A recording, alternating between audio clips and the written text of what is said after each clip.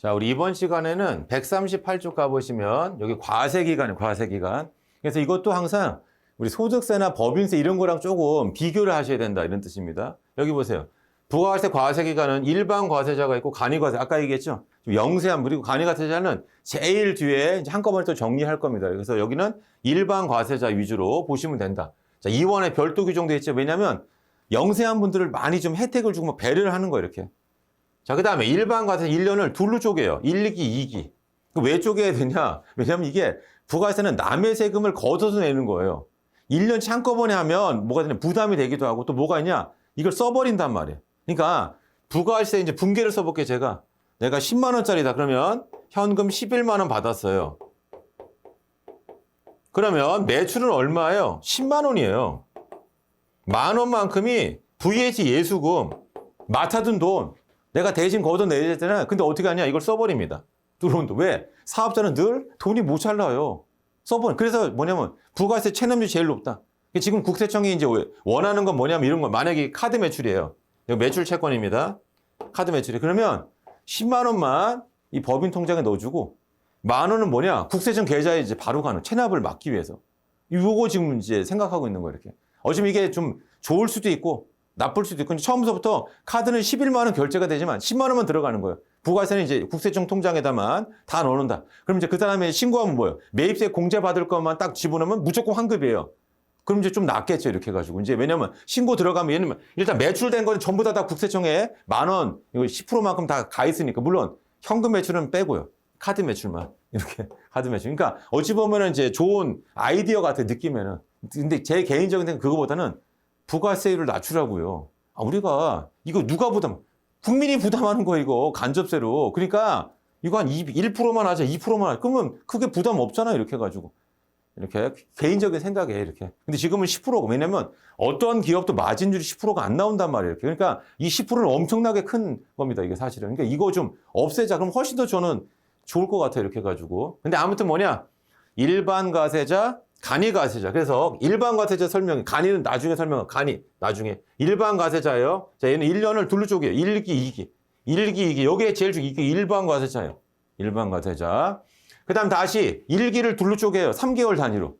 예정, 확정. 근데 이게 보통 우리가 실무에서는 확정이라는 말을 쓰는데 원래 법에 나오는 공식 용어는 과세기간 최종 3월에. 과세기간 최종 3월이다. 과세기간 최종 3월이 된다. 그 다음 여기 보면 납부 기한 나오죠? 납부 기간이 있어요.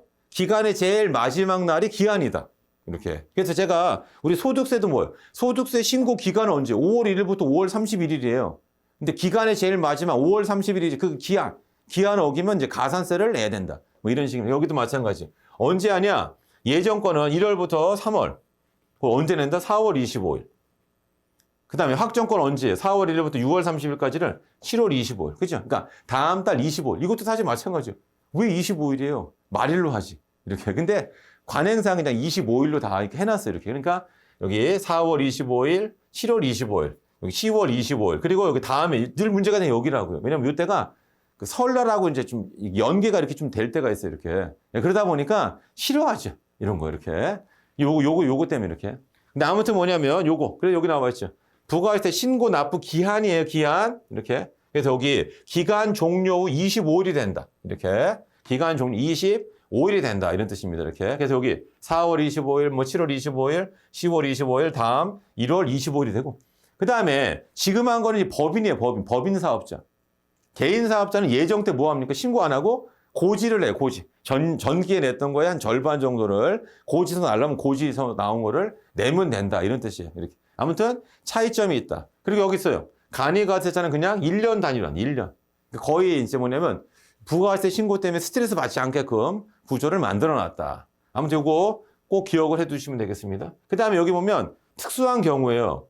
특수한 경우는 뭐냐? 신규 사업자예요.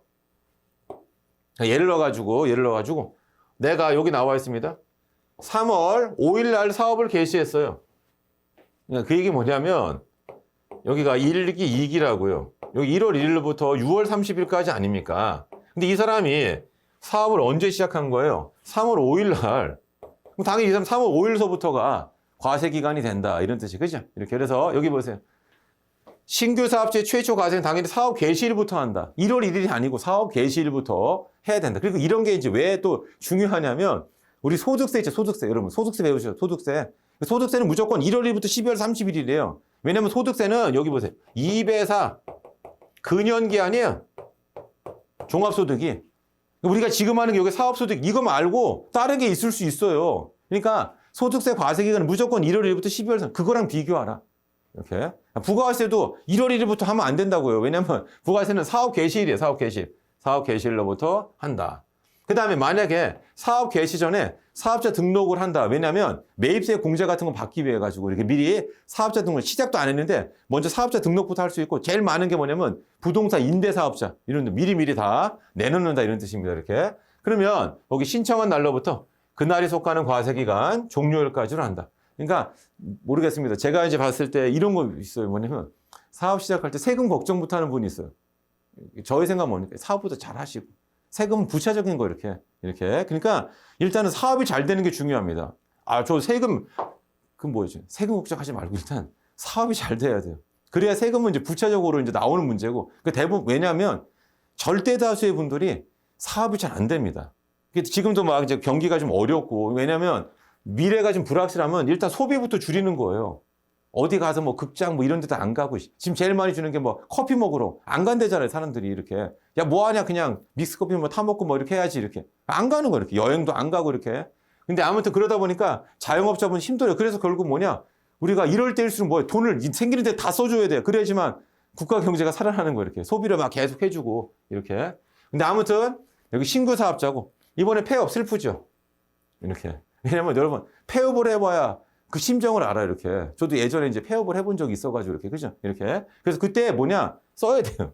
폐업 사유. 대부분 다 뭐 사업 부진이죠. 좋은 거는 뭐냐? 합병. 이렇게. 그러니까 개인 사업자인데 나 이제 합병해서 뭐 법인으로 바꾼다든가 뭐 법인 전환이라든가 아니면 뭐 합병돼 이러면 괜찮은 건데 그게 아니고 사업 부진. 이렇게. 그 쉽지가 않다. 이게 쉽지가 않다. 그래서 우리가 이제 IMF 이런 거, 그죠? 이렇게. 그 IMF 지나면 그때 엄청나게 많은 이제 기업들이 폐업 많이 했죠. 이렇게 해가지고. 그 다음에 이제 또 이제 뭐냐면 우리 세계적 금융위기 있죠. 그런 거 할 때도 좀 이제 많이 좀 폐업 같은 거 많이 하고. 지금도 뭐 제2의 IMF가 될지 어떨지 모르겠지만 뭐 더 힘들다고 하고. 지금도 뭐냐면 건설, 최근에 뭐냐면 모르겠습니다. 전세 계약을 막 10년 하자. 이렇게.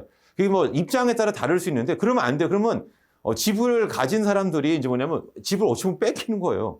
그 전세 하시는 분한테 이렇게. 그러니까 그러면 어떻게 되냐면 전세가 다 없어지고 다 월세로 바뀌어버립니다. 이렇게.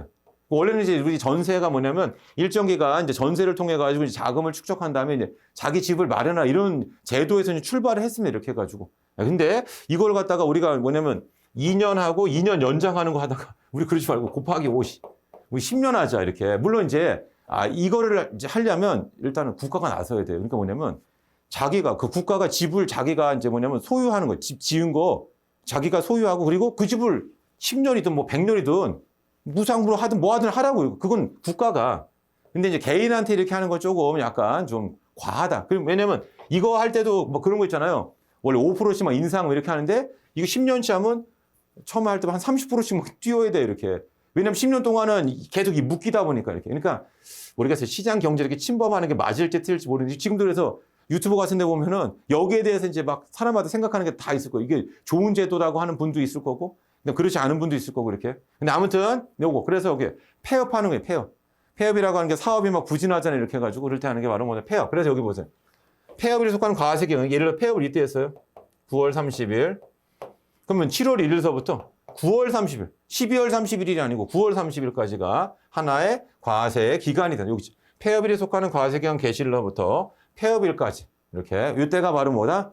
폐업할 때 이거 과세 기간이 된다. 이렇게 한번 보시고. 그 다음에 여기가 또 중요한데 과세 유형이 전환돼요. 그래서 저는 개인적으로 뭐냐면 부가가치세 간이과세자가 있어요. 개인적인 생각에는 뭐냐면 간이과세자를 폐지해야 돼요. 왜냐하면 간이과세자는 세금계산서 발급을 못합니다. 그래서 뭐냐 부가세 질서를 왜곡시키는 거예요. 그래서 저는 늘 생각하는 게 뭐냐면 내가 돈을 좀 더 내려고 해야 돼요. 그러면 부자가 돈을 더 많이 냅니다. 무조건 그렇게 돼 있어요. 그러니까 간이과세를 없애는 게 맞는데 근데 아니 이렇게 영세한 사업자한테 부가세를 뜯어낸다. 처음부터 얘기했죠. 부가세는 자기 돈이 아니고 최종 소비인데 거둬도 내는 거란 말이에요. 그러니까 사실은 논리 자체가 막 안 맞아요. 막 하다 보면. 그러니까 이런 게 있습니다.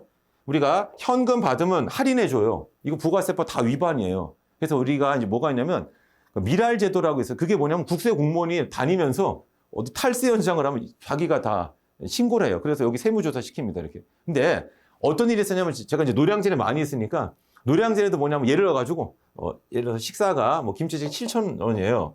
이렇게 카드하면 7,000원, 현금하면 6,500원이에요. 그래서 여기 현금시 500원 할인. 그럼 이제 미랄제도 신고하는 거예요.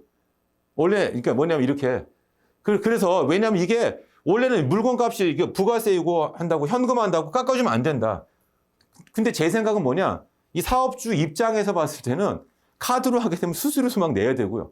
그래서 원래는 카드 수수료 누가 내야 됩니까? 국세청이 부담해야 돼요. 원래는 국세청이. 근데 그렇게 안 하죠. 이렇게 해가지고. 사업자가 다 수수료 부담한다. 이렇게. 그 다음에 최종 소비자가 돼. 그러면 그래서 제가 늘 생각하는 게 뭐냐면 음식값이 있어요. 그럼 여기다가 써야 돼요. 7,000원. 여기서 써볼게요. 제가. 뭐 김치찌개다. 여기 김치찌개 해가지고 7,000원. 여기다 써야 돼요. 제일 끝에다. VAT 별도. 그럼 나갈 때 얼마 걸지? 7,700원. 그럼 사람이 열받아 하죠. 아니, 그럼 처음부터 7,700원 하지, 이렇게. 그래서, 그럼 만약에 얘기하죠. 현금으로 하면 7,000원.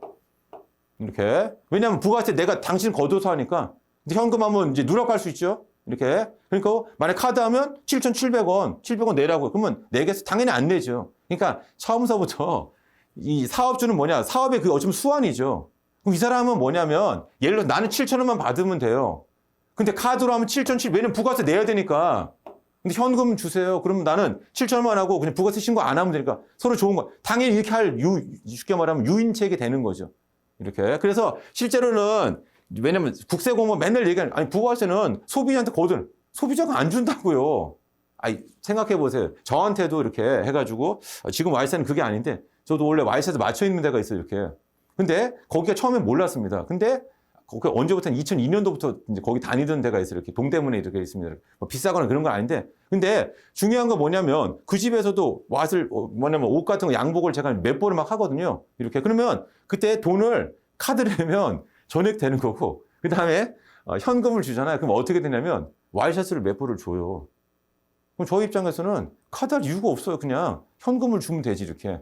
예, 근데 이런 것처럼 이게 정상적인 거래를 막 왜곡시킨다고. 그러니까 어찌 보면 부가세 당연히 뭐 해야 되는 거 아니고 최종 소비자가 내는 거고 사업자가 부담하는 거라니까 사실은. 왜냐면 가격에 그게 다 무조건 반영되게 돼. 그러니까 사업자가 필요한 돈 7,000원이에요. 근데 내가 장사할 때 이 사람한테 얘기하는 거죠. 만약에 카드 하시면 무조건 7,700원 받아야 돼요. 근데 현금 주시면 누락을 할 수 있으니까 7,000원만 주셔도 제가 이걸 넘길 수 있습니다. 그럼 당연히 7,000원 하겠죠, 이렇게. 그러니까 모르겠습니다. 이게 제가 봤을 때는 이거 나쁜 생각이 아니고 그건 사업을 안 해본 사람이고 지금 당장 어떻게든지 막 이렇게 물건을 좀 더 팔고 이렇게 해야지만 유지가 된단 말이에요, 이렇게. 그러니까 당연히 부가세를 어찌 보면 이게 탈세는 맞아요. 탈세할 이유가 엄청나게 많은 거. 그래서 제가 얘기했잖아요. 부가세 10% 하지 말고 한 1%만 하라고, 이렇게 1%만. 뭐 이렇게 많이 하는 거, 이렇게. 예, 그러니까 1%는 그게 부담이 안 되니까 1%인데도 막 탈세하면 이름 나쁜 놈이라고 할 수 있어요. 10%는 이 기업의 마진이 10%가 안 된다고, 이렇게. 10%는 엄청나게 큰 액수라고, 이렇게. 물론 우리가 이제 세법 공부하면서 탈세나 뭐 이런 거를 하면 안 되지만, 근데 알면 알수록 뭡니까? 부가세가 있을 이유가 없다고, 사실은. 그리고 전 국민이 이걸 알면 얼마나 좋겠어. 근데 대부분 관심이 없어요, 이렇게. 그러다 보니까 당연히 막 사업자를 욕해요. 당신이 왜 현금 매출을 해가지고 막 탈세하냐. 그게 아니고 이 사람이 필요한 돈은 7,000원만 받으면 됩니다. 근데 카드 하면 7,700원을 요청을 해야 되고, 그냥 현금 하면 7,000원만 받으면 돼요, 이렇게.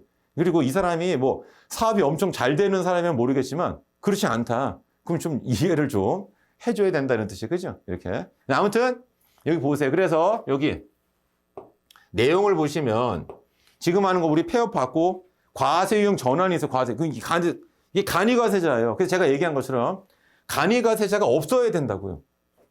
그러니까 뭐냐면 세금 심플해야 돼. 뭔가 간이과세 있으면 이게 막 쉽게 말하면 탈세라든가 불법에 악용되는 경우가 많다. 왜냐면 여기는 세금에서 안 끊어도 돼요. 발급 안 해도 됩니다. 그러니까 영수증과 크로스 체크가, 원래는 여러분 영수증 2장 발행해야 되는 거 알아요? 영수증도 원래는 먹지되고 이렇게. 그래서 사업자도 자기도 갖고 있고, 그다음에 뭐냐면 고객한테 줘야 됩니다. 이렇게. 그리고 어떻게 돼요? 세무조사를 하면 이걸 해야 돼요. 이렇게. 근데 그렇게 안 하죠. 왜냐면 어차피 고객은 이게 대부분 다 근로소득자라고요. 이 사람이 자기가 쉽게 말하면 영수증 받았다고 해서 이거를 뭐 경비 처리가 안 되기 때문에 그래서 실제로는 근로소득자도 영수증 받은 거 다 경비 처리인데도 국세청 신고하세요. 무조건 영수증 2장 발급하겠죠. 마치 우리 현금 영수증 하듯이. 그럼 서로 막 크로스 체크가 될 겁니다. 근데 실제로는 그렇지 않으니까 그 얘기 뭐냐? 간이가세자는 처음부터 영수증만 발급해 줄 수밖에 없어요. 이렇게. 그러니까 이 사람들이 그냥 영수증을 그냥 마구잡 뭉치로 막 줄 수도 있어요. 이렇게. 그거 가져다 막 쓰고 이렇게. 그래서 실제로는 탈세라든가 이런 거에 엄청나게 이제 악용될 소지가 많더라. 자, 아무튼 뭐냐? 여기 나와 있어요. 과세용 전환이라고 하는 거, 과세용 전환. 자, 얘는 뭐냐? 금액이 일정 금액이 되면 간이가세자던 사람이 일반으로 바뀌기도 하고, 그다음 사업이 안 되고 일반 가세자가 간이가세자로 바뀌기도 한다. 여기 나와 있어요. 직전 1학년에 공급 대가의 합계액이 1억 400만 원을 미달하거나 1억 400 이상이 돼요. 일반 가세자가 간이, 그러니까 이거 미달되면 일반이었던 사람이 간이, 초과되면 어떻게 돼요? 간이가 일반으로 막 바뀌죠? 이렇게. 그러면 그 변경되는 해에 간이가세자에 관한 규정이 적용되는 기간에 부가세 과세 기간은 다음의 기간이다. 여기 보세요. 일반이 간이가세자가 됐어요. 이렇게. 그러면 어떻게 되냐? 요게 6개월 텀을 둬야 돼요. 왜냐하면 일반이 간이로 된다는 거는 1년치 매출이 포착된데 언제 합니까? 그러니까 이걸 그림으로 제가 살짝 그려보겠습니다. 자, 여기가 X1년도, X2년도예요. 1년이 1억 400이 되냐 안 되냐 이거 언제 알아요? 부가세 신고할 때 1월 25일 날 이렇게. 그러면 그거 아니까 어떻게 하느냐? 7월 1일부터 전환하라고요. 6개월 텀을 둬야 된다 무조건. 왜냐하면 세금 계산서 발급 의무. 그러니까 일반 가세는 세금에 발급해야 되고 간이는 발급할 필요가 없어요. 근데 나는 뭐냐? 내가 간이가 됐다고 생각했지만 그냥 안 했단 말 알고 봤더니 계속 일반이었어요. 발급했어야 되는데. 이런 문제가 있다 보니까 무조건 6개월 텀을 둔다. 6개월 텀을 둬야 된다. 그래서 걔를 문장으로 써서 좀 어렵지만 여기 보세요. 일반 가세자가 간이가세 바뀌어요. 매출이 이제 얼마 안 돼가지고 그러면 6개월 동안 그죠? 여기 7월 1일부터가 간이가세자라고요. 그러니까 1월 1일부터 6월 30일까지 계속 일반으로 적용된다. 그러니까 6개월 텀을 둔다. 또는 간이가세자가 일반 가세자로 이제 바뀌었다 이런 뜻이 그죠? 그러면 뭐냐? 1월 1일부터 6월 30일까지는 뭐예요? 계속 간이가 되고 그 다음부터 일반이든 똑같다고요. 여기 보시면 요 매출에 의해서 내가 간이었다가 일반이 됐어요. 여기는 계속 간이라고요. 여기서부터가 일반. 이렇게. 마찬가지예요. 일반 가세자가 간이가세자가 됐어요. 그럼 여기까지 일반. 여기 일반이었는데 이 사람이 간이로 여기서부터 간이가 아니라고요. 이렇게 여기서부터 간이라고요. 그거를 써놨습니다. 여기다가 써놨다. 그 다음에 여기 얘기한 것처럼 간이과세 포기가 있어요. 간이과세 포기. 이렇게. 그래서 간이가세자는 뭐냐면 세금 발급을 못 하고요. 그래서 상대방이 싫어한다고요. 이렇게. 또 이게 영세하다는 뜻이에요. 아이고. 간이가세자 자체가 영세하다고요. 그럼 여러분들이 누구랑 거래하는데 영세하다는 얘기는 존속 가능성이 없을 수가 있다고요. 그럼 계약을 하겠습니까? 싫어하죠. 그래서 내가 처음에는 잘 몰라가지고 간이가세자는 부가가세 부담이 좀 적습니다. 제일 나중에 가면 이제 나와 이렇게 적으니까 하겠습니다.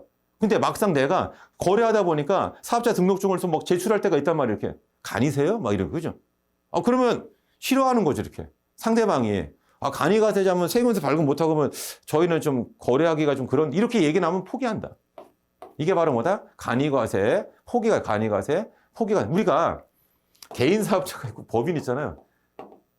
법인하는 이유가 뭐냐? 개인화하면 왠지 좀 작아 보인단 말이에요. 이렇게 우리가 거래를 막 해야 되는데 법인 대 법인을 막 해야 되는데 이거 개인 사업자고 이렇게 좀 쉽지가 않잖아요. 이렇게 저도 이제 제가 집을 지어봤다고 했잖아요. 그죠?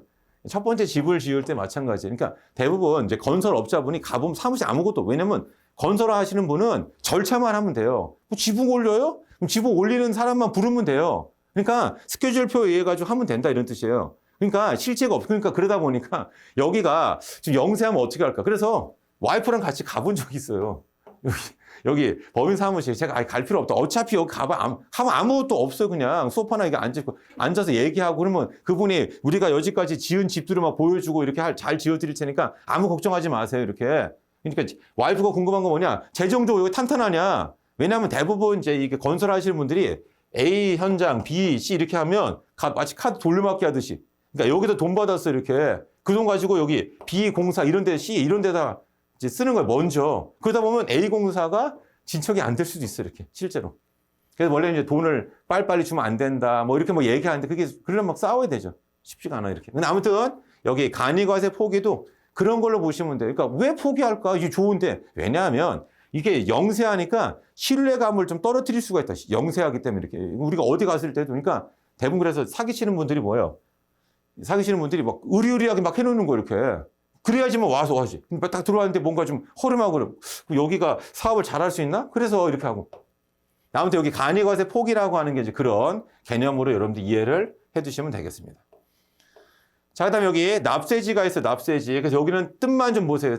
뜻이 뭐냐? 사업장별이고 사업자의 반대말이 뭐냐? 사업장의 반대말 이게 사업자예요. 요거 하나 설명드리겠습니다. 뭐냐면 내가 전국에 서울에도 매장이 하나 있고 부산에도 있고 광주에도 그죠? 뭐 강릉에도 있고 그죠? 이렇게 제주도에도 있다 그죠? 사업자 등록증 몇 개느냐? 5개를 내셔야 돼요. 원칙이. 그게 사업장별이에요. 사업자가 아니에요. 그러니까 한 사람이 사업장을 여러 개 가질 수 있잖아요. 그죠? 사업장별로 다 쉽게 말하면 사업자 등록증을 내야 된다. 그게 바로 뭐냐? 사업장별 과세 원칙. 여기 원칙죠, 원칙. 원칙이 뭐냐? 여기 사업장별로 신고 납부한다. 사업장별로 신고 납부한다. 그래서 여기 있어요. 사업자 등록이라든가 세금계산 발급이라든가 세계 경정 있죠. 이게 세계 경정 이거 뭐냐? 세무조사예요. 대원칙이 뭐다? 사업장별이에요. 여기 대원칙이 사업장별이 된다. 그 다음에 사업장은 뭐냐? 여기 있죠. 사업자 또는 사용인데 이건 직원이에요. 상시적으로 주재해서 거래 일부 또는 전부를 행하는 그 장소, 공간적인 개념. 이게 바로 뭐다? 사업장이 된다. 그리고 여기 업종별로 사업장이 제시가 되어 있습니다.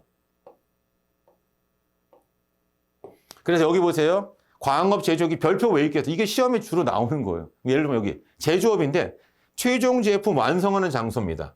근데 제품 포장만 하는 그런 공간을 따로 뒀어요. 거기는 사업장이다 아니다. 그러니까 예를 들어서 여기 있는데 포장하는 곳이 좀 모자라가지고 공간이 없어가지고 여기 포장만 해요. 여기가 사업장이라면 사업자 등록증을 내야 돼요. 여기에 대해서 여기가 A고 여기 B라면 B를 사업자 등록증을 낼 필요 없다고요. 그게 이거예요. 그러니까 거꾸로 생각해 보세요. 사업장 왜 줘? 사업장이면 사업자 등록증을 내야 돼요. 사업장이 아니면 안 내도 되는 거고. 그러니까 여기 제조업이 된다. 그래서 여기 둘을 비교해야 됩니다. 건설업이 있고 부동산 임대업이 있어요. 자, 건설업은 여기 보세요. 건설업. 여기 보면 법인 등기부상 소재지예요. 그러니까 아까 우리가 얘기한 것처럼 내가 다음과 같이 돼 있다 이런 뜻입니다. 내가 이제 전국에 건설 현장이 A, B, C, D. 아까도 얘기했었어요. 뭐 서울에서도 건설 현장 있고 뭐 부산, 광주, 뭐 대구, 뭐 제주도 이렇게 그죠? 본점은 뭐 예를 들어서 대전에 있어 이렇게 우리 이제 뭐냐면 건설회사. 그럼 사업자 등록증은 몇 개? 여기만 하면 된다고요. 건설 현장은 여긴 사업장이 아니에요. 왜냐하면 여기 있잖아요. 건설업은 법인 등기부상 소재지라고요. 법인 등기 어디 있어요? 대전에 있잖아요, 이렇게. 대전 하나만 하면 된다. 근데 그에 비해서 부동산 임대업이에요. 내가 건물을 가지고 있어요. 건물이 5군데다. 그럼 뭐가 되냐? 부동산의 등기부상 소재지죠? 이렇게. 아까 얘기한 것처럼 A, B, C, D 5군데 있다. 그럼 사업자 등록증 5개 내셔야 돼요. 그러니까 내가 예를 가지고 여기를 보면 서울에 건물 임대하고 있어요. 그래서 임대업으로 사업자 등록증 났어요. 근데 내가 여기 부산에 건물 하나 사는 거예요. 나 여기 서울에 사업자 등록증 있으니까 이게 안 된다. 안 됩니다. 왜? 얘는 부동산 임대잖아요. 그러면 얘는 뭐 부동산의 등기부상 소재지. 부동산 살 때마다 부동산 임대업으로 각각 사업자 등록증을 내셔야 된다. 그게 사업장의 기본 개념이 된다. 그게 기본. 그래서 제일 중요한 거 요거. 무인 자동 판매기가 있어. 우리 자판기라는 거죠. 자판기는 뭐냐 여기 있죠. 업무 총괄 장소. 자판기 장소가 원래 옛날에는 자판기 장소였었습니다. 내가 만약에 서울에 자판기가 20군데 설치했어요. 사업자 등록 20군데 내셨어야 돼요. 근데 지금은 하나만 하면 돼. 자기 집. 자기 집. 그럼 왜 이렇게 됐냐? 우리 간이가세자가 사업 장별로 판정을 내려요. 그럼 아까 우리 1억 400이었잖아요. 그럼 누가 내가 이제 예를 들어서 매출이 이제 자판기 하나마다 1년에 4천만 원씩 남아요. 내가 20개 있으면 8억이에요, 8억. 1년에. 하지만 간이가세자였다. 옛날이라면. 근데 지금은 안 된다. 업무 총괄 장소죠. 20개 전체를 다 한꺼번에 묶어서 판정을 내린다. 그래서 여기 자판기 같은 경우는 뭐다? 업무 총괄 장소. 시험에 잘 나오겠죠. 그래서 여기 나와 있잖아요. 무인 자동 판매기 사업을 제외하고는 사업자 신청에 의해서 다음 사업장 이외의 장소도 추가로 사업장 등록할 수 있어요. 하지만 자판기는 안 된다. 무인 자판기는 무조건 업무 총괄 장소가 된다. 업무 총괄 장소가 되어야 한다. 이런 뜻입니다. 자, 그래서 지금 여기 나와 있는 이 항목 있죠? 여기까지가 가장 기본적인 그런 내용이 됩니다. 자, 일단은 가장 기본적인 사업장까지 한번 살펴봤습니다. 이번 시간은 여기까지 하겠습니다.